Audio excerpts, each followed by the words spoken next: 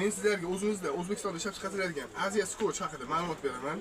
Aziya Scotch bu mayda kanslerskiy deyshadi, mayda Scotch bu qay metrlarda bo'ladi? 10 metrlik, 20 metrlik, 30 metrlik va 50 metrlik bo'ladi. Bularni har birini kameraga olib kelasiz. Eni 1 sm, 1,5 sm va 2 sm bo'ladi. Har bitta blokda 2 sm oltita, 1,5 sm 8 ta, 1 sm 12 ta bo'ladi. Bu 50 metrlikda, 30 metrlikda ham xuddi shunday bo'ladi.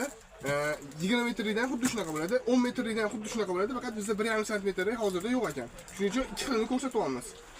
Keyin bizda yana O'zbekistonda chiqarilgan bu gul Scotch deyshadi. Buketchilar, gulchilar o'zi yaxshi bilishadi. 45 metrga 1,2 sm.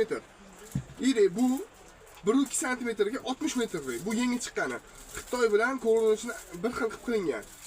Sifat haqida ham shu gulchilar o'zi biladi. Mabodoga shu Scotchlar sizlarga kerak bo'lsa, mana bu misol uchun deylik pishiruvchilarniki yaxshi ishlatadi, pishiruvchilar. Mana buni ruletchilar ishlatadi. Mabodoga bizni ko'rayotganlar, ruletchilar bo'lsa aloqaga chiqarasizlar, pishiruvchilar ham aloqaga chiqarasizlar. Bularni oddiy xalqqa, misol uchun pul yopishtirishga, yana boshqa narsalarga, bolalar misol uchun o'ynashiga, boshqa qilishiga bular bilan ovuradi. Oddiy magazinlar mana mana shu holatda ovuradi. Qolganlar mana misol uchun ruletniki, pishiruvniki, gulliki kerak bo'lsa aloqaga chiqarasizlar.